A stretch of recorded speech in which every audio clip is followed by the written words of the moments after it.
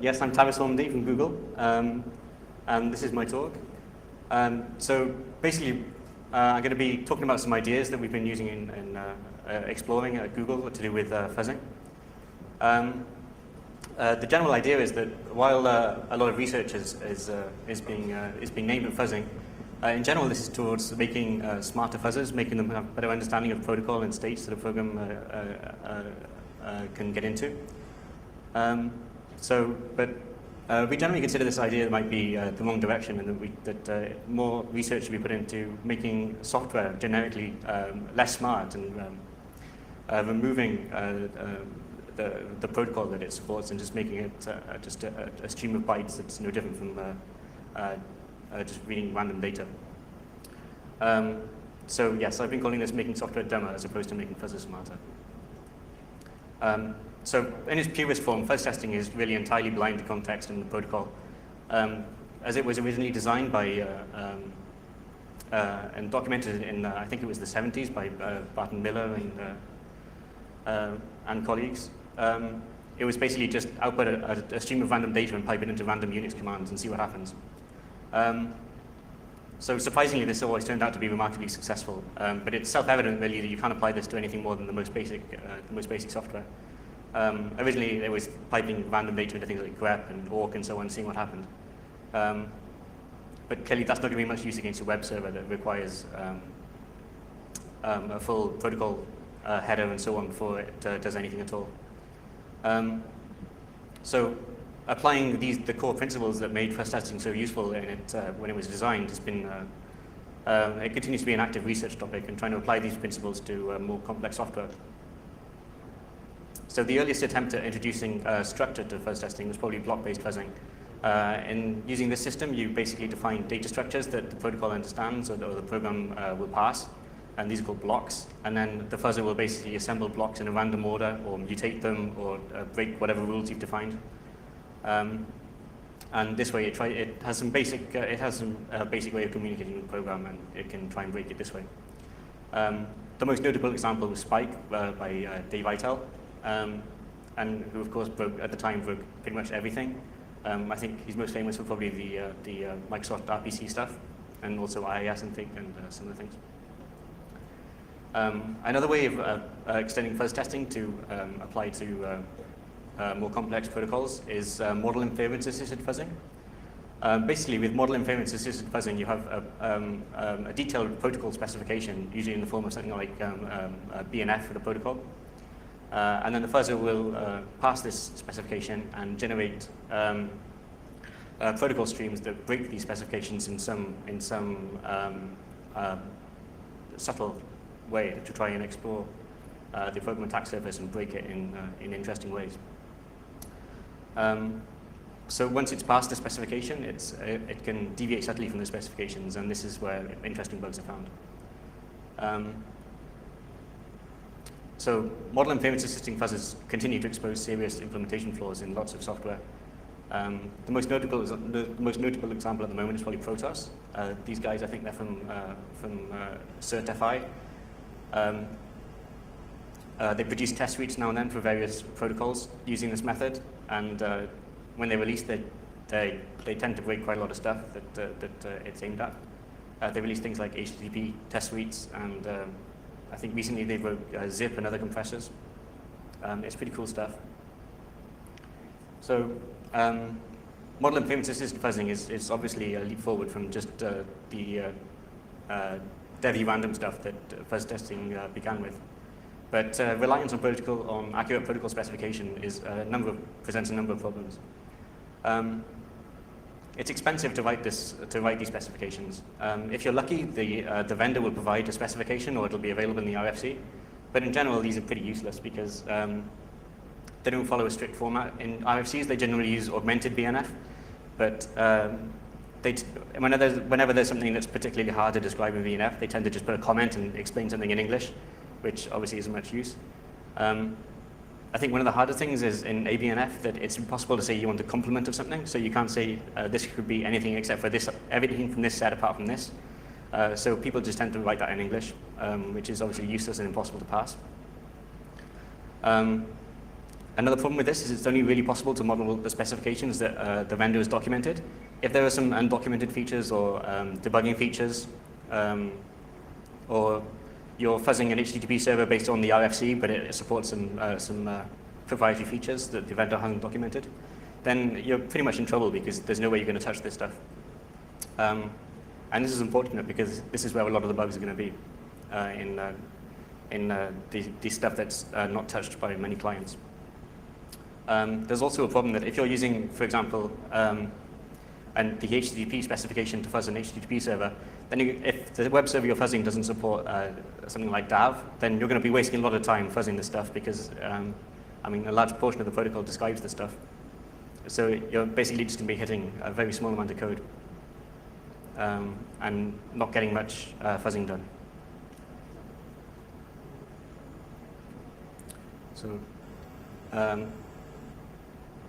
So a possible solution to this has been the introduction of feedback-driven fuzzing. So feedback-driven fuzzing attempts to monitor the application as you're fuzzing it and learn which parts of the code you're touching. So this is really cool because you can basically see what kind of coverage you're getting at runtime, and the fuzzer can make some decisions about what kind of code to touch. If it can see it's going down a particular path, it can try and continue down this path to reach some leaf node or something like that.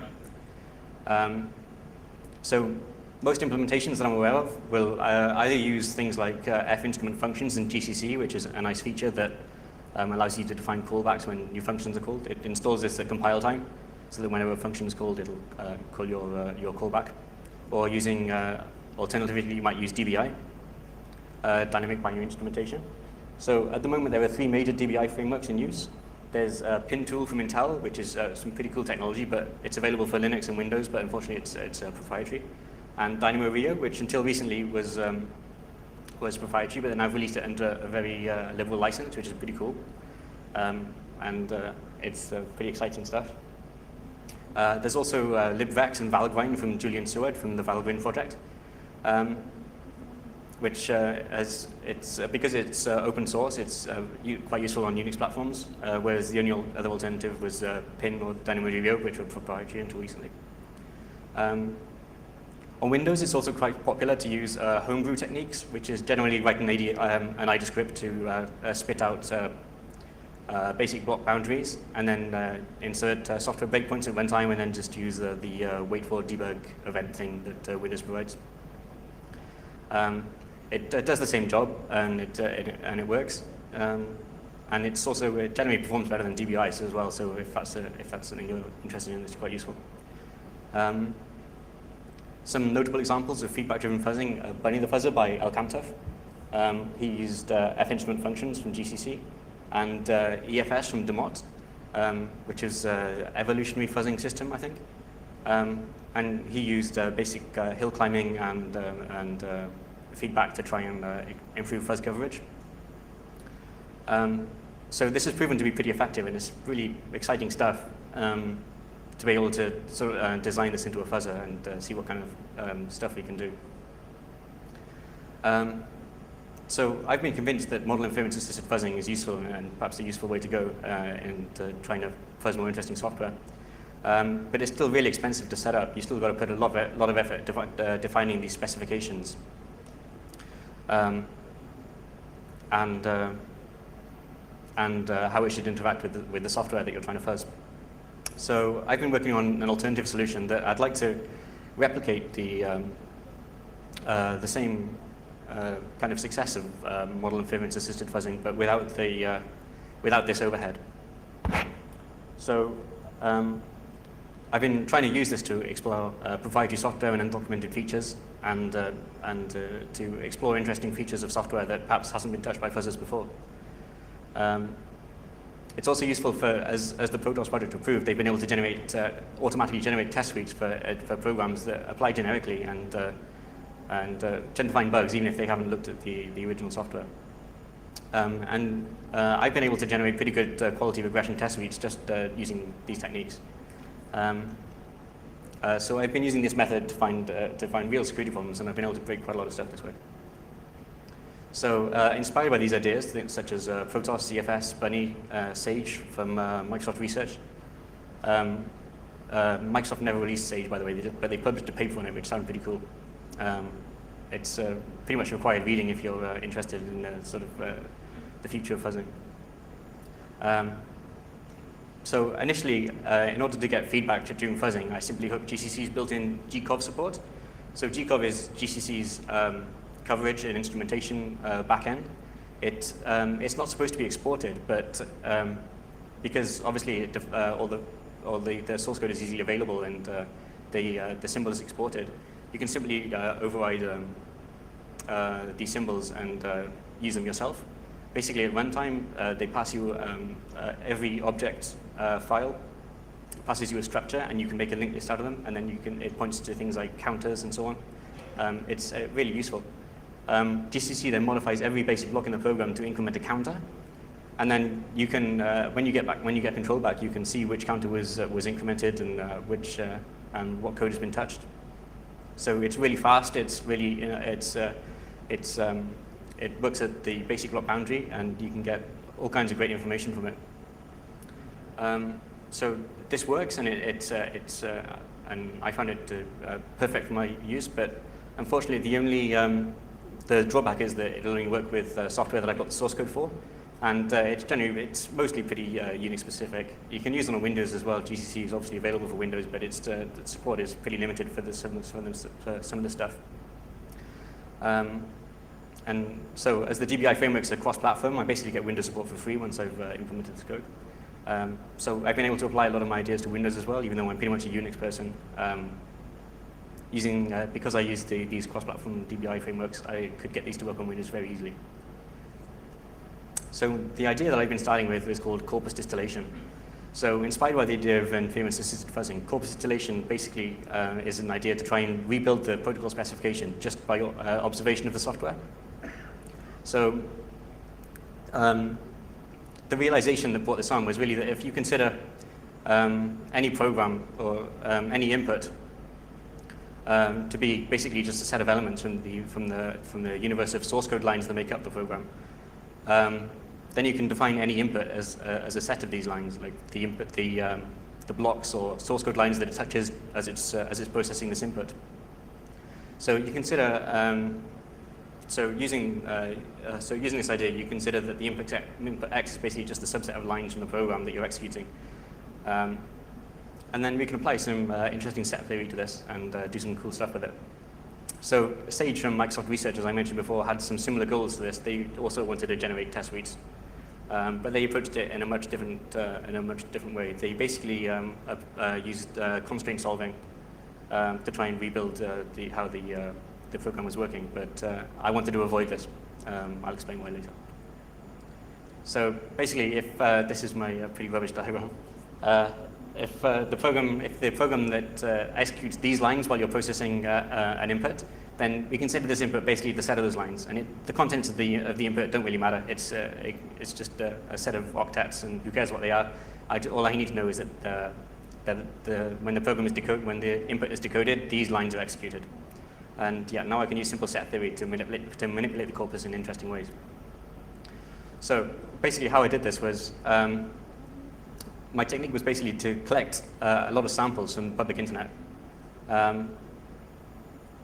So obviously Google's in a unique position in that we can do this very quickly because we've already got large calling infrastructure. But obviously that's kind of cheating from my perspective, and that wouldn't be much use to anyone else. So I implemented my own crawler that just needed to use simple LWP simple and using the public APIs that Google exports, so anybody could reproduce this. So yeah, I envisioned a small-scale crawling of the public internet to collect a sample corpus. So one of the first things I wanted to test was HTTP responses. And so I did this just by requesting pages from public HTTP servers and collecting them, monitoring how these affected various web browsers or clients. I started with Internet Explorer because at this point I just got cross-platform support to work. And straight away I found some vulnerabilities. These happen to be some very old bugs that had existed since I think IE3, IE4, and they still existed in IE8. And even though numerous people had published attacks that were against Internet Explorer that had used HTTP fuzzing, nobody had found these bugs, even though they were pretty trivial. And I explain the reason for that in a minute. But using this data that I collected, I was able to infer data about the protocol being tested without even knowing what the protocol was. So this is one of the examples I found in Internet Explorer. So while crawling the public internet for HTTP responses, an IIS machine responded with HTTP 1.1 449 retry with, and included the HTTP response header MS echo reply. So I'd never heard of this before. Even nobody I spoke with had heard of this before. Searching for this stuff, it didn't appear to be documented at the time, and searching for it on Google to draw a blank. It seemed to be an undocumented feature of Internet Explorer, but when I passed this to IE and got the coverage score, having this included absolutely increased the coverage score, so it was clearly doing something. And it was hitting some new code that hadn't been touched before. So it turned out that just trivial mutation of this input revealed some easily exploitable conditions. It turned out that if I truncated the response, some object that contained the HTTP headers was freed, but a reference remained to it in another object. And you could request this object you could request a similar sized buffer in JavaScript, and then once it's assigned to you, it's obviously game over. Just club of the vtable or something, and it's you can redirect execution. So this bug was, as I mentioned, was really old. I think it was. I've put IE4 here, but I'm pretty sure it was in IE3 as well. And this bug had managed to evade several other fuzzes that people had documented that they'd been fuzzing HTTP and IIS and IE and all kinds of stuff, and they'd never found this bug. So I think this is pretty obviously because it was undocumented and people just hadn't been seeding their fuzzers with these strings. I didn't have to do this. I basically just encountered it in the wild, noticed that I didn't have to go through this manually. I noticed that the coverage score increased in IE, and I added it to my corpus of interesting HTTP responses, and yeah, it was trivial to pwn. So, and I've also discovered lots of other bugs like this. This is just a single example in lots of other web browsers, including Chrome, our internal browser. Before it was released, I applied this technique, and we found lots of bugs, including at the time, I think we were using Microsoft's WinHTTP stack, and I wrote this several times as well, and our own internal build, which is not based on WinHTTP. So another example that I found using this, I also collected a corpus of image data and used libpng to generate a corpus. So this was a nice vulnerability that I found that affected lots of web browsers. So when decoding a PNG, it would try to allocate an array of pointers to row data, where it would store image data, obviously. And it was just a code pattern like this, where it did an array of pointers and then malloc for some data. But if an allocation error occurred, which you could easily do by specifying insane dimensions to the image, it would try to allocate a huge buffer. That would fail. It tried to clean up after itself. Once it reached this section of the code, it set a flag saying that row pointers have been allocated. Even if, but if the allocation started to fail halfway through, then only half of the pointers would be allocated, the rest would be uninitialized. Well, it turns out that I could easily control what was in that data, what was in these unallocated row pointers. So all I had to do was initialize this data using a primary image that did a decode before this run, and then I could basically just free at an arbitrary address whatever I wanted. So this was possible to exploit as well. Rather than attacking the system allocator, which, although possible, is pretty hard work, all I really had to do was find an interesting object that I could view in my address space, free that, and then try to assign it to a buffer I allocated in JavaScript. And then I control this buffer that is, wasn't expected to be freed at this point. And it's game over. Lots of web browsers and, of course, other PNG clients were affected by this. So using simple set cover minimization, I'm able to take a very large corpus of, say, I don't know, 20 gigabytes worth of HTTP sample responses, find out which of these touch new code, and then find the minimal set of these samples that do something interesting. So this is found rather than treating a program as a stream of octets, which Miller et al. Did during their early work on fuzzing, or simple data blocks. I treat them as a set of elements from the set of source code lines or basic execution blocks from the program to be tested. So now all I have to do is calculate the cardinality of this large corpus, and then find the smallest subcollection so that the union of those inputs still has the same cardinality. This is an NP hard problem, but I don't really need it to be optimal or complete. It just has to be a simple approximation, which is trivial to do. There have been numerous algorithms published that do this. It's not that difficult. So my initial results were pretty encouraging. I was able to find lots of bugs and break some high-profile software that other people had already tried to fuzz and hadn't found anything. So it was also the case that just simple mutation of flipping simple bits would break most software. As I explored nearby error paths to this, as each image was interesting, it touched some code that another image didn't. Just flipping random bits would hit nearby error paths that hadn't been touched for a while, and this would often expose some interesting software that could break pretty easily. So another interesting fact was that if I generated a corpus using something like libpng or libjpeg or something like that, as I touched all the error paths in this program and tried it on another implementation, such as if I used libpng and then tried to decode the PNGs with Microsoft's GDI, then program B would break without any modification at all. This would be because program A had some error check in it that the other program didn't, and once I hit that code, things would go wrong. So using a combination of corpus distillation and Flare, which is another fuzz framework that I'll talk about, produced yet more breakage, and we were able to cut the time to use Flare, which is quite a manual process at the moment, and without requiring the overhead of constraint solving.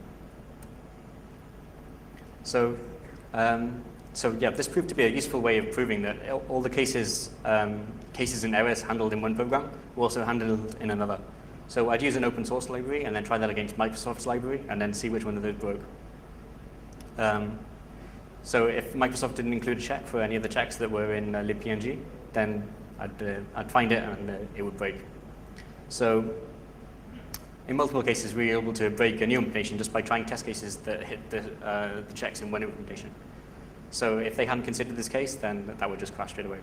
So I've had dozens of cases where building a corpus with an open source implementation would just crash every proprietary implementation I could find. So I generated test suites for most image formats with the standard open source libraries like libpng, libjpeg, and libgif, and so on. And then opening the test suite that I generated with things like Photoshop, Acrobat, most web browsers, Windows, the Windows image codecs, all of them would just break straight away. Most of these, unfortunately, are still patched, so I can't really give full details at the moment, and I've had to censor some of the details, which kind of sucks, but eventually they'll be patched. They've all been reported. So one of the problems with this was I still felt that basic block-based coverage was still holding me back. The problem with these basic block-based coverage is that a basic block can still encode quite a lot of logic, and it's difficult to explore the logic within these basic blocks. So I solved this problem with a technique I called sub-instruction profiling. All existing coverage-driven fuzzers use at best basic blocks to determine code coverage, but we felt this was still too high level. So yeah, basic block coverage is equivalent to instruction level coverage, but you can still imagine how a large amount of logic can be encoded into a single instruction, and basic block-based coverage tells you nothing about this. So for example, if you've got a program that has a struct comp, any reasonable compiler is going to encode this into a repz comp-s instruction. So even though this is in another basic block, you're not learning anything being told that this basic block is going to hit a particular program. It doesn't matter what I put in there, it's not going to work. So yeah, most compilers are going to optimize this into a branchless subroutine. And then, so basic block-based coverage is telling me nothing. All I basically know that a string was compared. I don't know what the string, how close the string was to the original string or anything like that. So the basic block-based coverage is hiding a large amount of program logic. Feedback-driven fuzzers that use basic block execution, which is essentially all of them, are never likely to proceed past a check like this. They just basically don't know, they don't have any feedback about how far they're progressing into the comparison. So unless you pre-populate or seed your fuzzer with some of these strings or some of this logic to bypass a check, you're just never going to hit it, basically. It's going to be impossible. And you can imagine the same thing with simple integer comparisons. Like any compiler is going to turn this into a 32-bit comparison. But unless you've got this constant, or your program knows how to make, your fuzzer knows how to pass this check, it's just not going to happen. So yeah, even simple arithmetic operations can be hiding significant program logic, and a basic block-based coverage is not going to tell you anything about this. So sub-instruction profiling is my solution to this. So I solved this problem by using DBI to instrument these routines. So using pin, this is relatively easy, which is what my current implementation is written in. Pin will let you know when you've encountered a new basic block that hasn't been hit before, and then you can examine the basic block and install some instrumentation data. So basically, I take the existing code coverage score based on basic blocks, and then I add onto that a new deep coverage score, which looks deeper into the instructions, and assigns a coverage score based on how deep, for example, you got into a comparison, or how deep you got into a string comparison, or things like this. So considering the first example, you can improve the feedback of that simply by installing some instrumentation data that compares the value of ECX before and after the comparison. This way you can see how far into the comparison you got before the operation gave up. I can improve my understanding of the 32-bit immediate comparison by breaking that into 32-bit sized chunks, and then I can assign a score based on how deep into that comparison I got before an incorrect bit was encountered. So this has proven to be pretty useful. Because, as I mentioned, I've tested PNG decoders. As I'm sure most people know, PNG includes a CRC on each chunk of image data. In several cases, I found that you can't hit a bug unless the PNG matches. So your only options are really if it's proprietary, is to reverse engineer it, find the location of the comparisons and patch them out. Or you can use this sub-instruction technique, which can essentially fuzz its way through these. So if I encounter this problem, I can break the CRC32 into bit-size manageable chunks. So originally I thought that using Hamming distance was probably the best idea, but it turned out that this was easily susceptible to local minima, and it would just reach like 8 bits correct, and then it would never get past that. So it turned out the better solution was just do, perhaps the obvious solution is just counting correct bits starting from the MSB until an incorrect bit is accounted, and that's your coverage score for this instruction.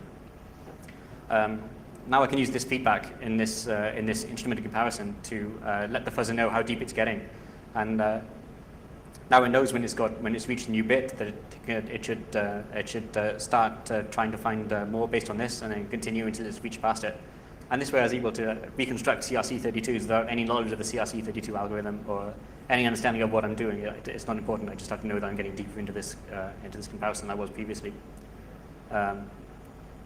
Okay, so perhaps the classical solution to this problem is just using constraint solving.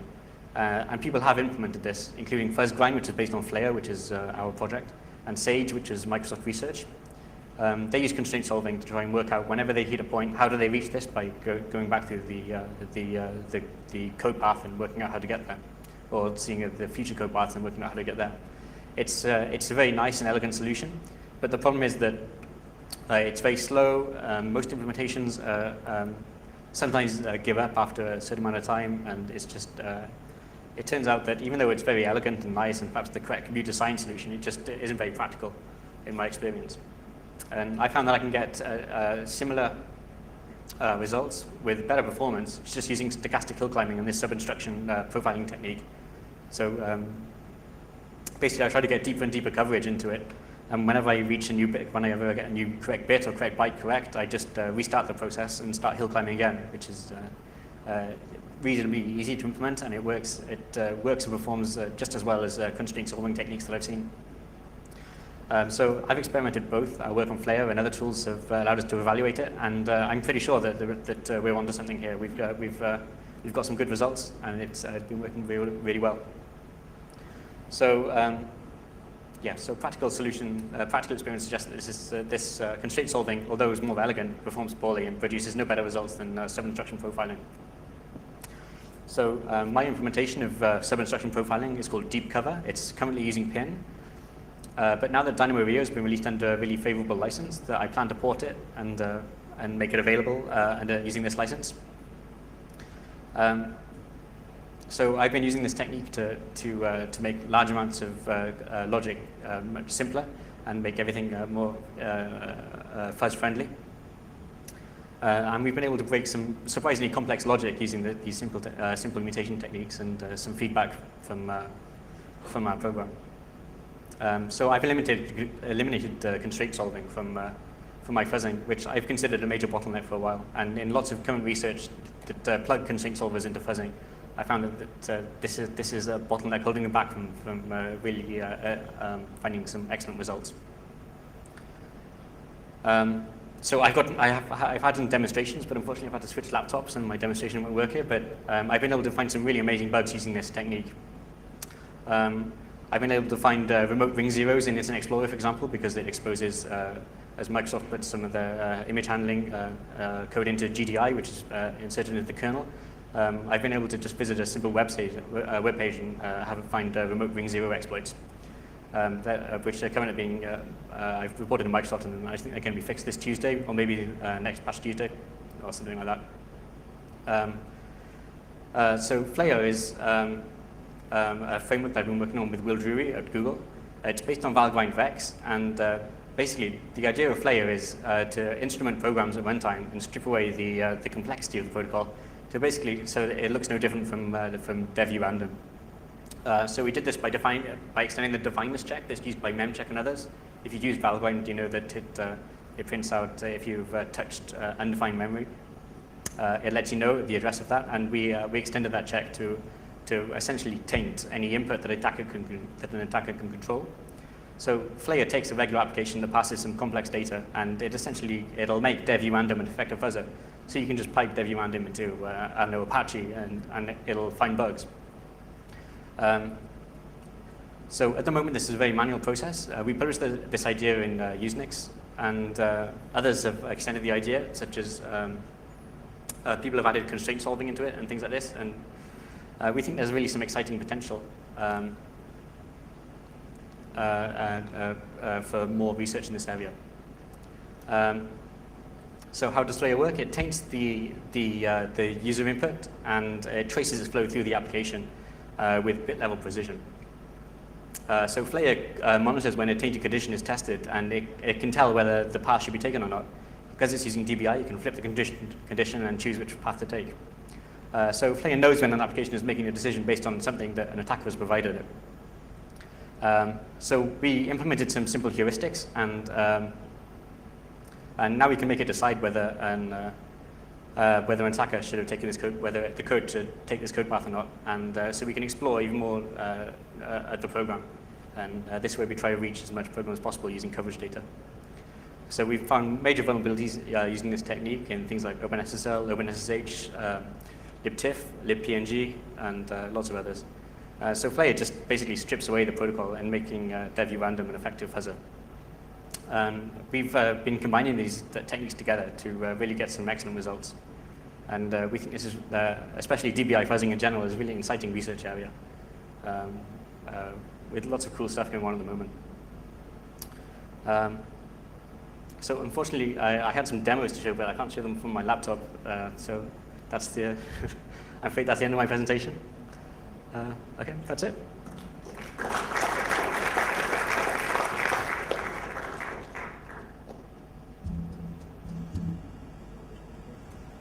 Process. We define the instructions that we know how to handle Right. In our fuzzer. Yeah, so things like integer comparisons, Okay.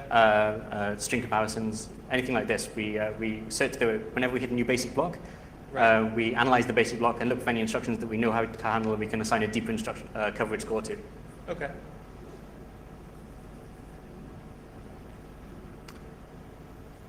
Anyone else? Okay. Deal? So, when you're looking at solving CRC problems, figuring out CRC problems, what are the optimizations that you had to your input? Obviously, probably flip one bit, find an input, So not really. We were basically using very naive just simple hill climbing. We're determining when we're hitting a new code, And then there wasn't any logic embedded to handle this. It would basically just magically work. It found some really cool stuff, yeah. So it was kind of unexpected that we would bypass CRC32 checks. But yeah, it worked. Anyone else? Okay. Oh. So is deep cover part of Flare now? If we download Flare, we get all this with it? Not yet, but eventually it will be. At the moment, I'm porting it to Dynamo Rio because now it's under a BSD license, so it's available to do much more stuff with it. So, but shortly it will be part of Flare, yes. Okay.